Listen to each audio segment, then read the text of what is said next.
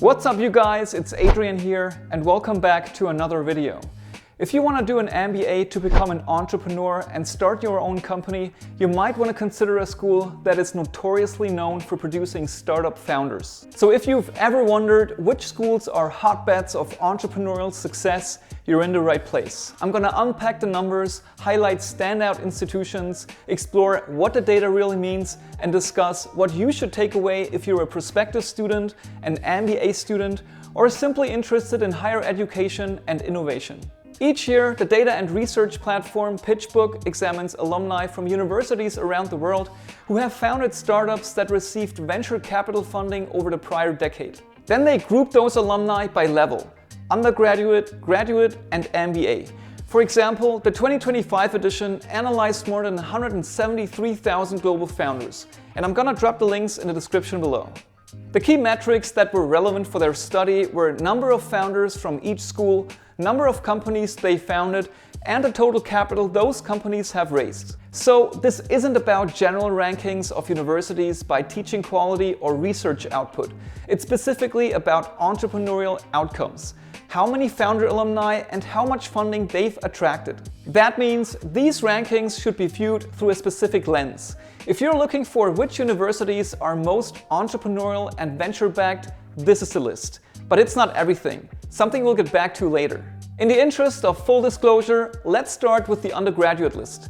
According to the 2025 data, the top 5 universities were the following.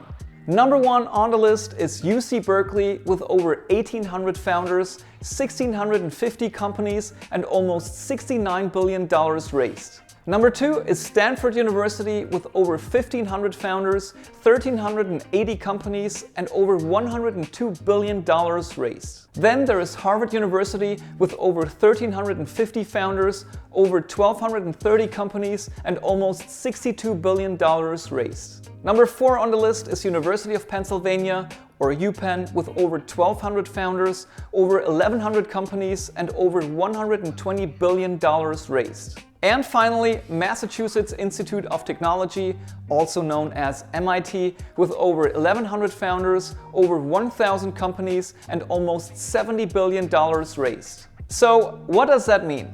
UC Berkeley holds the top spot for undergrads, just like in previous years. Stanford is second by founder count at the undergraduate level. UPenn's numbers are quite interesting. Fewer founders than Harvard or MIT, but the highest raised capital number in this list. You will also see non-US institutions entering or reclaiming spots in the list of top schools for undergrads. For example, the Israeli institutions such as Tel Aviv University and Technion. So if you're an undergraduate interested in entrepreneurship, these schools currently lead the pack in producing VC-backed founders. Next up, the graduate and MBA levels. Because the path to founding a startup often includes a graduate degree or an MBA, it's useful to consider these lists too. And let's start with the top 3 schools for MBAs. Harvard Business School, or HBS, lands at number 1 with over 1,900 MBA founders, over 1,750 companies, and almost $85 billion raised. Stanford Graduate School of Business is number 2 with almost 1,200 founders, almost 1,100 companies, and over $115 billion raised. The Wharton School of Business places number 3 with over 1,150 founders and over $45 billion raised. And here's the list for the graduate programs. Stanford is at the top with over 4,200 founders, over 3,200 companies, and over $242 billion raised. Harvard University follows with over 3,800 founders and over $222 billion raised. And finally, MIT rounds out the top 3 with over 2,800 founders and over $137 billion raised. So what does this tell us? Universities with strong graduate and professional programs remain extremely promising in producing venture-backed founders. The sheer capital raised from graduate alumni is pretty impressive. Now, beyond the individual schools, there are broader insights worth noting. US institutions dominate the lists in almost every category, but international schools are gaining ground, especially in the undergraduate list where you will find schools from Israel, Canada, India, the UK, and Australia. For example, in the 2025 undergraduate list, 2 Israeli universities cracked the top 10. Public universities are also strongly performing. For instance, UC Berkeley is a public institution and still leads the global undergraduate list. This sends a message that public universities can compete at the very highest level in entrepreneurship. The high capital numbers show that it's not just about producing founders, but producing founders whose companies scale and raise large rounds of funding. Again, for example, Stanford undergrads raised over $100 billion. The breakdown by region reveals new and shifting patterns of entrepreneurial output.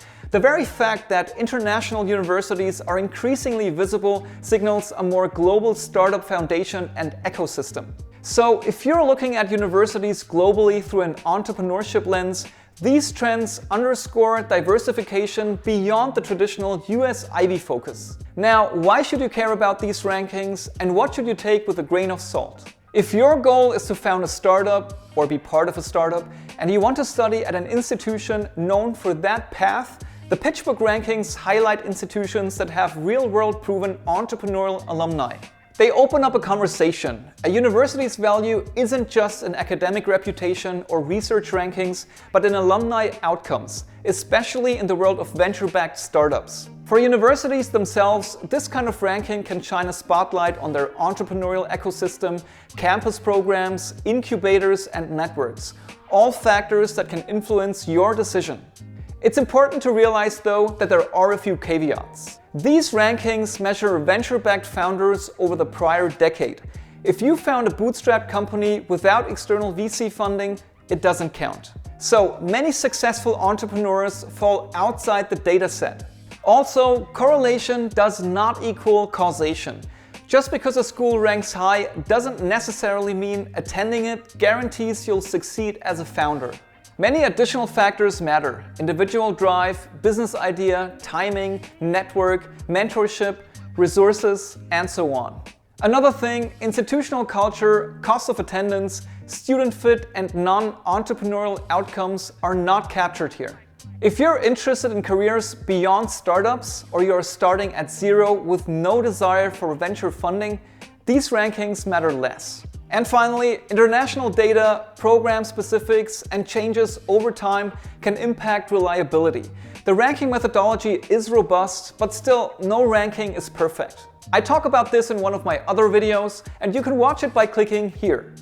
So use these rankings as one of many tools in your decision making, especially if entrepreneurship is a key priority for you. Now, what gives the top schools their edge? I'm gonna give you a few examples. First of all, UC Berkeley, leading the undergraduate list with over 1,800 founders and around $69 billion raised. The school credits years of building a robust innovation and entrepreneurship ecosystem. For example, the Haas School of Business opened a new 3-story e-hub building to support student startups with practice tracks. Now that kind of infrastructure makes a difference. Next, Stanford University. While second in undergrad founder count, it leads in capital raised both at undergrad and graduate levels. This underscores the power of proximity to Silicon Valley, strong networks, and high-growth alumni companies. Or Harvard University, a name that often dominates the rankings. But what is interesting is that although Harvard has somewhat fewer undergraduate founder alumni than Berkeley or Stanford, its founders still raise significant capital. These schools share common traits: strong entrepreneurial ecosystems, vibrant alumni networks, access to capital and mentors, and university culture that supports startup formation. If you're considering a university with entrepreneurship as a priority, these traits matter perhaps more than a nominal ranking number. So what should you take away? Whether you're a prospective student, a current student, or an alumni looking to build its entrepreneurial brand, you need to consider this. If startup founding is a goal, choose a university that not only shows strong entrepreneurial alumni numbers, but also offers hands-on support, incubators, mentorship programs, seed funding, and access to networks. And by the way, don't focus solely on the ranking number. The schools I've mentioned are all great. Rather ask yourself, what's the culture like? Will I meet peers who want to launch companies? What kind of support exists on campus? These are the questions that are super relevant. Also, consider geography. Schools in tech-dense regions or near strong venture ecosystems may offer advantages, especially the Palo Alto and Silicon Valley cluster. Keep in mind, a top ranking doesn't guarantee success, but a strong ecosystem does improve odds. And always remember, the ranking is a retrospective data point. Use these rankings as one indicator among many. Cost, debt, program fit, campus culture, all these factors matter too. After all, your outcome will depend a lot on you. Now, looking ahead, what trends and questions should you look out for? The rise of international universities. As we've seen, schools outside the US are climbing the lists. Over time, the global share may shift even more. Then there are changing definitions of entrepreneurship. Not all startups aim for VC funding. The ranking focuses on VC-backed companies. But what about social enterprises, bootstrap ventures, or non-US funding models? Then the role of female founders and diversity. The 2025 rankings tracked female founder alumni as a standalone list. For example, at the undergraduate level, UC Berkeley ranked #1 for female founders, followed by Stanford. And as you can see, gender and diversity in entrepreneurship remain key issues. Then there is the impact of new technologies and sectors. The next generation of founders may be in AI, climate tech, biotech, etc. Schools that adapt quickly and align curricula and networks with new sectors might surge. And then there is data transparency and methodology changes. As more institutions track outcomes and as ranking bodies evolve, the methodology may shift and therefore rankings may evolve accordingly. To wrap this up, rankings offer a powerful lens into which institutions produce the most VC-backed founders and substantial fundraising results.